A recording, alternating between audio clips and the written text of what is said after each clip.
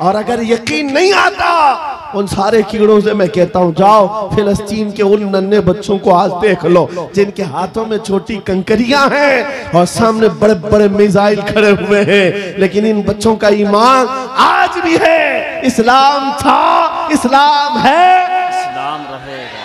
फिलिस्तीन में अभी तकरीबन 8000 बच्चे मारे गए जिनकी उम्र 6 महीने साल भर। हेलो गाइज, एक बार फिर स्वागत है भाइयों का चैनल रिएक्शन बाबा में। मेरा नाम है राम, मेरा नाम है दीक्षा। तो गाइज आज हम रिएक्शन करने वाले हैं मुफ्ती सलमान अजहरी साहब का वीडियो है। आप लोगों को पता ही इजराइल और ये सब, क्योंकि इतनी सारी न्यूज आ रही है कि इजराइल फिलिस्तीन से हार गया। अभी ऐसा कुछ है नहीं, अभी भी युद्ध जारी है। वो लोगों के अलग अलग मनगढ़ंत कहानियां लोग बना रहे हैं, तो उन पे आप यकीन ना करें। युद्ध भी जारी है, लोगों की जानें अभी भी जा रही हैं। तो भाई बड़ा मुश्किल है इस सब चीज से निकलना। तो ऐसे में हमें एक वीडियो मिला है, फिलिस्तीन जाएंगे मुफ्ती सलमान अजहरी साहब। क्यों जाएंगे, क्या सब है यार, कितना सच है, ये तो वीडियो देखने के बाद ही पता चलेगा। वीडियो बहुत ज्यादा नॉलेजेबल हो सकती है और थोड़ा लॉन्ग भी है, तो आप लोग प्लीज इसको एंड तक जरूर देखें ताकि आपको अच्छे से चीजें समझ आए। और ये वीडियो अच्छी लगे तो प्लीज इस वीडियो को लाइक करें, और आप चाहते हैं आपको ऐसे रिएक्शन वीडियोज भी मिलते रहें तो प्लीज चैनल को भी सब्सक्राइब करें। तो गाइस आज के रिएक्शन हम स्टार्ट कर लेते हैं बिना किसी देरी के। Let's play. और अगर यकीन नहीं आता उन सारे कीड़ों से मैं कहता हूं जाओ फिलिस्तीन के उन नन्हे बच्चों को आज देख लो जिनके हाथों में छोटी कंकरियां हैं और सामने बड़े बड़े मिसाइल खड़े हुए हैं, लेकिन इन बच्चों का ईमान आज भी है। इस्लाम था, इस्लाम है, इस्लाम रहेगा। यही यकीन तुम्हारे दिलों के अंदर पैदा हो जाए। अजीजा ने गिरामी वक़ार, बस मेरा मैसेज जवानों के सीनों में अगर महफूज हो गया, कल को अगर वो खड़े होकर ये अहद करके उठे मैं सो जाऊं या मुस्तफा कहते कहते, खुले आंख सल्ले अला कहते कहते, उन्हें जाना उन्हें माना। फिलिस्तीन का जहां की आबादी बहुत छोटी सी है और ऐसे निहत्ते हैं कि चारों तरफ से उनके लिए न मदद है न हिमायत है, बल्कि पाबंदियां, ऐसी कड़ी पाबंदियां कि आप जी नहीं सकेंगे। सही बात है, जी नहीं सकेंगे। उन कड़ी पाबंदियों के साथ पिछले 70 साल से वो इन मशक्कतों को झेल रहे हैं। मुकाबिल में कौन खड़ा है जानते हैं आप? वक्त का सुपर पावर, जिसके पास पेट्रोल मिसाइल की कोई कमी नहीं, जो पूरी दुनिया में दादागिरी करने में मशहूर है। अमेरिका से लेकर यूरोप और न जाने कितने ममालिक एक साथ खड़े हैं। क्या कभी आप ये नहीं सोचते, हमारी आंखें तो बहती हैं, दर्द तो होता है, तकलीफ तो होती है, लेकिन प्राउड फील भी होता है कि इतने सारे कुत्ते अगर भौंक रहे हैं तो एक छोटे से इलाके के लिए, छोटे से इलाके के लिए महीने भर 40 दिन से जंग करके तबाह कर डाला, बम बारूद से पूरे शहर को राख कर डाला। लेकिन मेरे अजीजों, मेरी इस गुफ्तगू को याद रखना, चंद दिन आएंगे फिर देखना आप उन्हीं गज्जा के बच्चों के हाथों में परचम इस्लाम लहराता हुआ देखेंगे और उन जालिमों के आंखों से आंखें मिलाकर बात करने वाले जवानों को पूरी दुनिया आलोचना कर रही है, तनकीद कर रही है, ये बच्चों के कातिल हैं। एक नुक्ते की बात अर्ज कर रहा हूं, हॉस्पिटल पर बम गिरा देते हैं। आपको पता है फिलिस्तीन में अभी तकरीबन 8000 बच्चे मारे गए जिनकी उम्र 6 महीने साल भर, 2 साल, 4 साल, 5 साल। बच्चों को कोई भी निजाम से ताल्लुक रखने वाला हो रहम की नजर से देखता, किसी भी धर्म वाला हो, लेकिन ये जालिम क्यों बच्चों को मार रहे हैं पता है? वजह सिर्फ ये है, वो खौफ सता रहा है जो इकबाल ने 100 साल पहले कहा था, सुना है कुदसियों से मैंने कि वो शेर फिर होशियार होगा। इकबाल ने कहा था, सुना है कुदसियों से मैंने कि वो शेर फिर होशियार होगा। कौन सा शेर?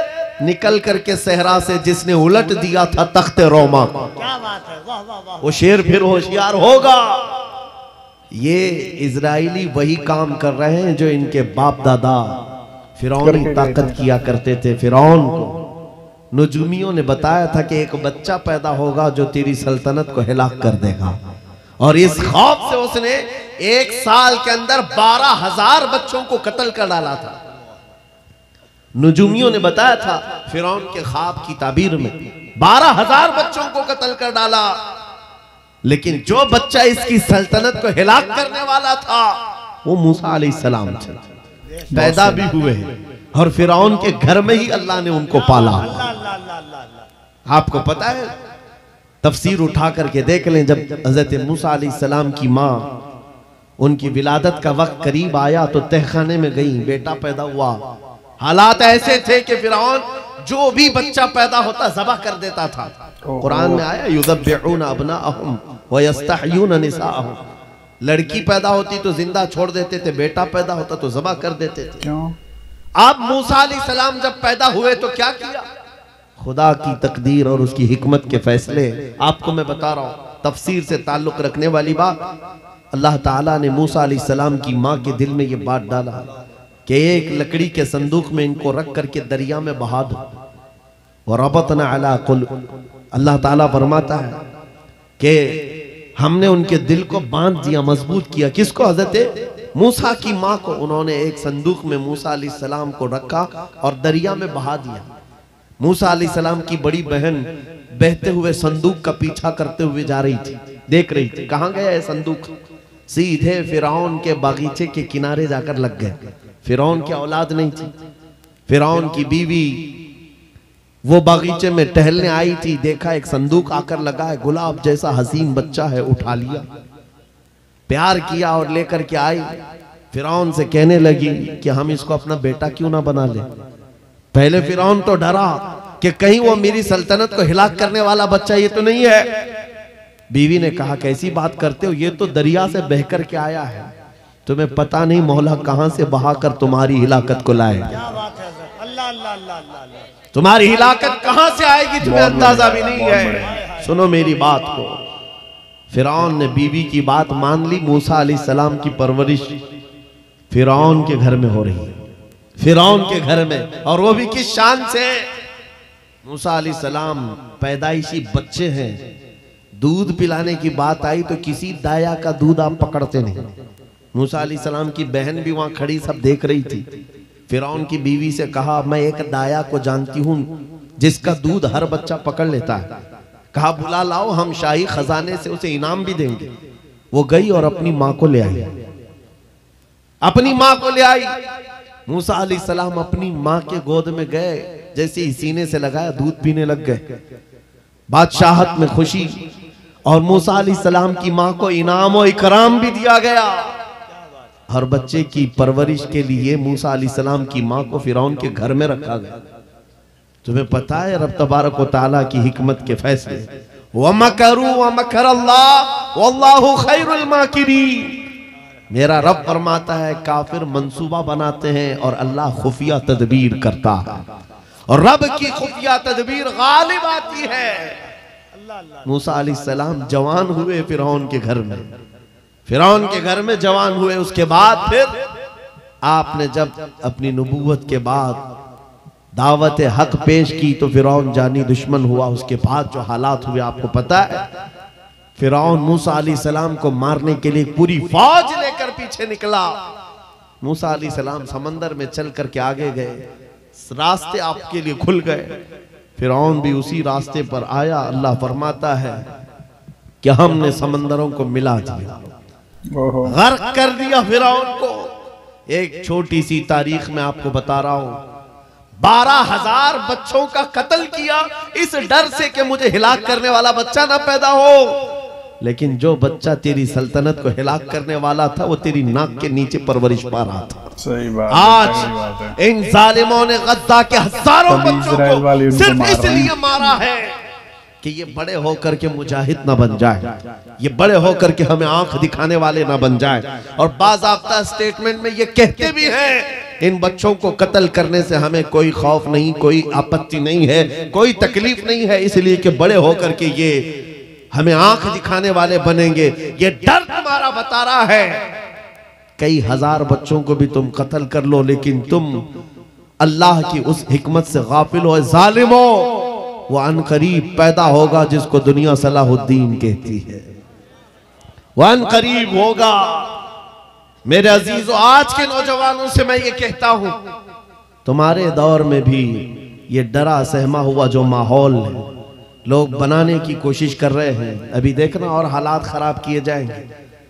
हमारी हुकूमत आएगी तो मस्जिदों को तोड़ डालेंगे, मदरसों को तोड़ डालेंगे। इन जालिमों को लगता है तुम्हारे सारे बिल्डोजर में ही ताकत है। क्या बात है। सिर्फ ताकत इसी का नाम है। राज मिल जाए, तख्त मिल जाए, उस वक्त कुछ लोगों के ऊपर जुल्म करना आसान है। जिस तरह चंगेज ने भी किया, हलाकू ने भी किया, बड़े बड़े जालिमों ने किया है, और उनका हशर भी तुम्हें मालूम होना चाहिए।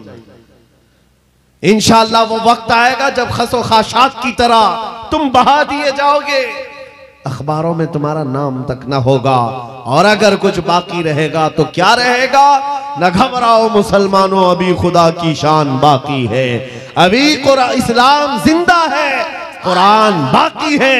ये जालिम काफिर क्या समझते हैं जो रोज हमसे उलझते हैं? अरे अभी करबला का आखिरी मैदान बाकी है। नारे तकबीर, नारे रिसालत, मुहाफिज़े नामूसे रिसालत, मसलके आला हजरत। नौजवानों, इस यकीन के साथ और ईमान के साथ अपनी जिंदगी को आगे बढ़ाओ। खुदारा मैं तुमसे कहता हूं, अगले दिनों के बाद जब तुम्हारे इम्तिहान का वक्त आएगा, हर उस्ताद अपने बच्चे को इम्तिहान की तैयारी करा रहा होता है। बेटा सवालात ऐसे आएंगे, टाइम इतना होगा, स्क्वाड भी होंगे, चेक करने वाले एग्जाम हॉल में बार बार आएंगे, तुम्हें देखेंगे। उस वक्त तुम खौफ से अपने हाथ में कपकपी नहीं पैदा करना, दिल को जमाना और अपना इम्तिहान मुकम्मल करना। यह हर उस्ताद अपने बच्चों को तरकीन करता रहता है।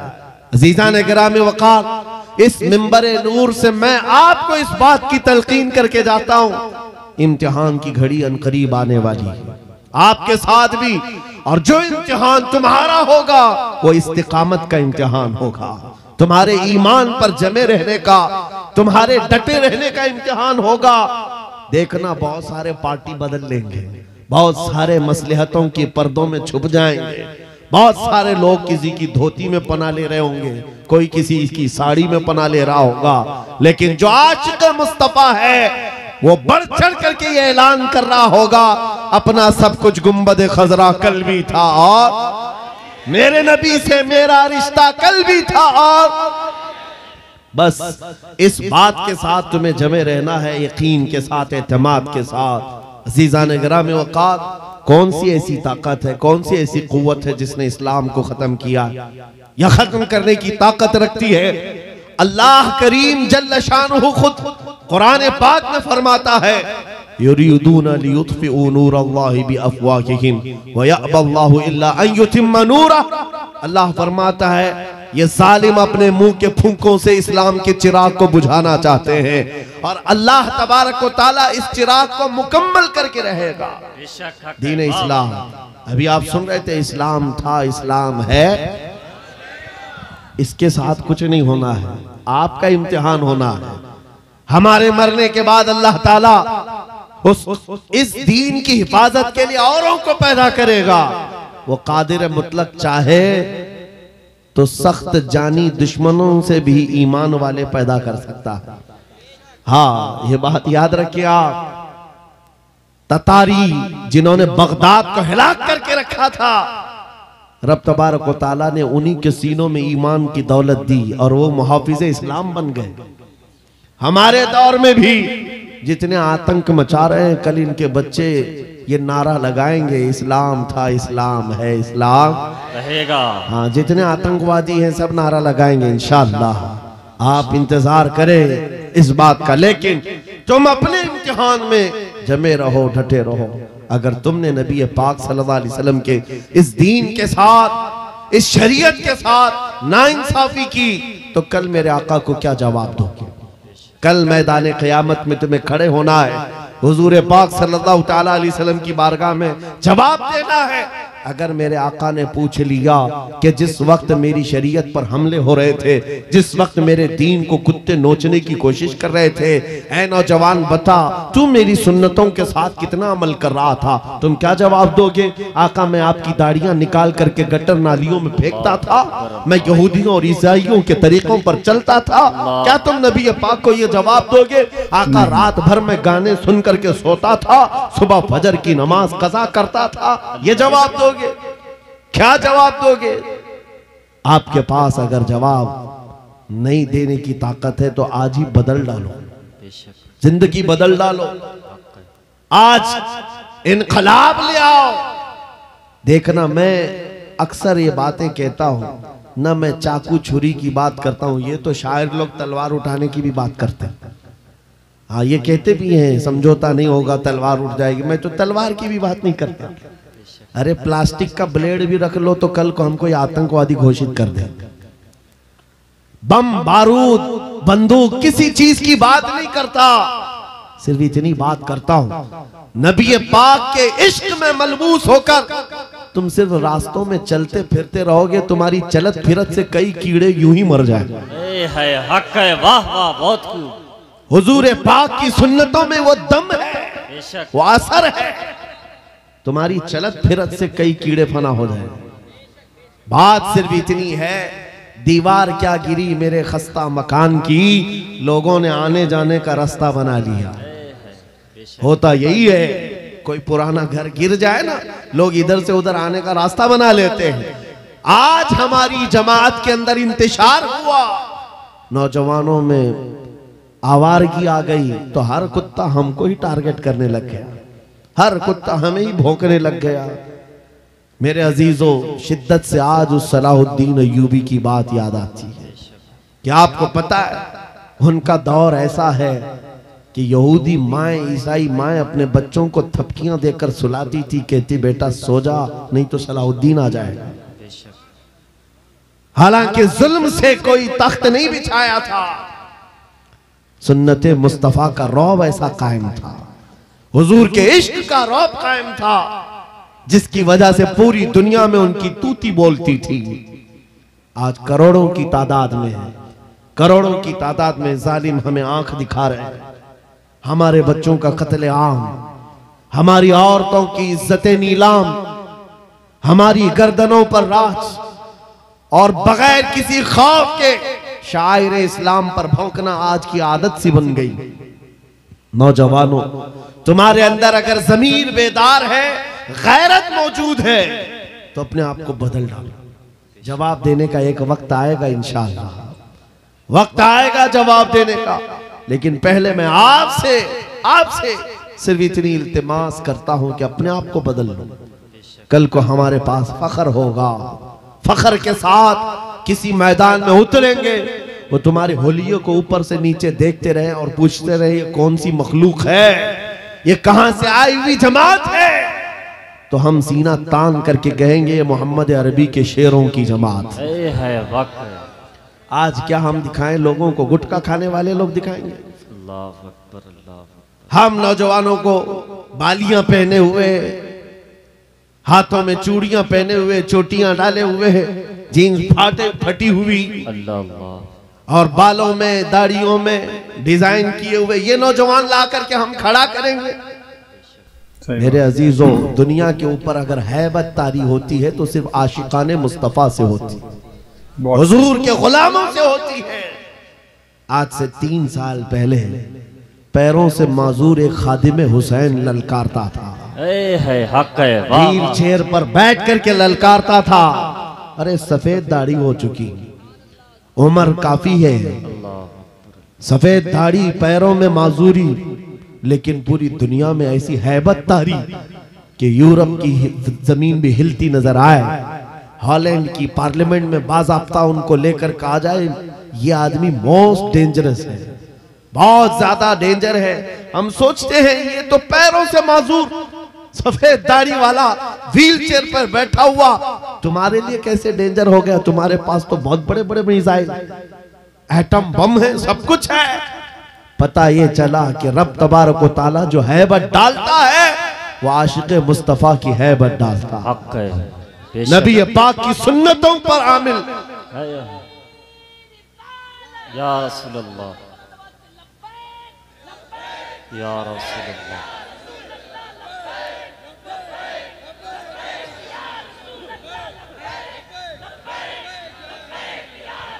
सैयदना उमर इब्ने खत्ताब रज़ियल्लाहु ताला अन्हु का दौर है।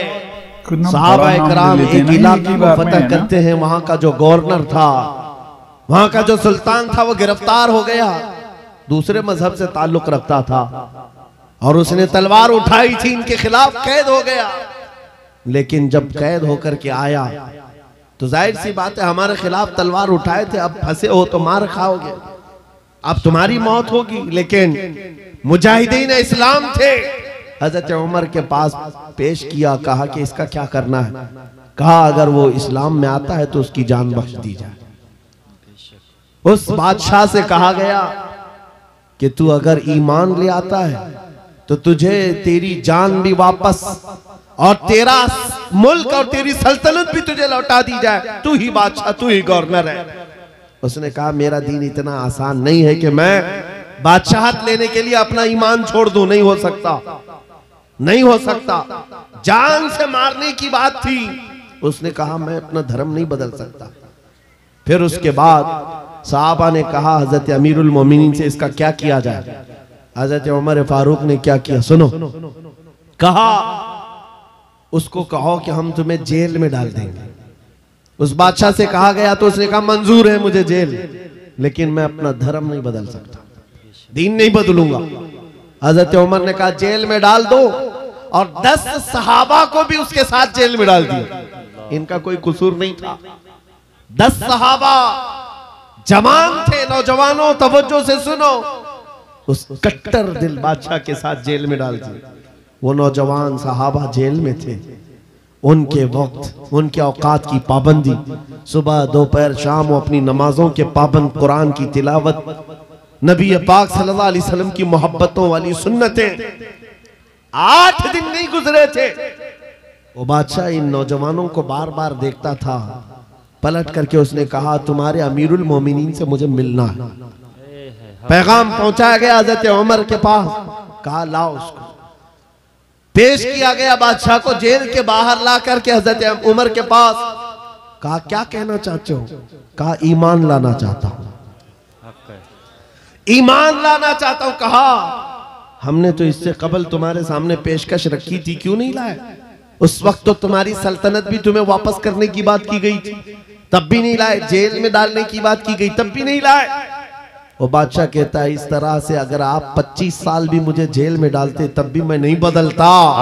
मुझे ये सख्तियों ने नहीं बदला, आपके इन 10 जवानों ने मेरा दिल बदला। इनके अखलाक और किरदार मैंने देखा, फिर मेरा दिल गवाही देने लगा ये झूठों की जमात नहीं हो सकती।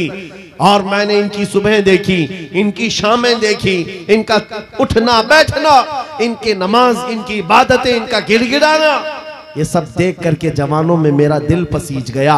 और फिर दिल ने पुकार करके कहा गुलामों का जब यह हाल है तो फिर आका का हाल क्या है। गिरामी वक़ार बदल सकते हो आज भी। इस्लामिक नातो बयान सुनने के लिए हमारे YouTube channel Hashim cyber world को सब्सक्राइब करें।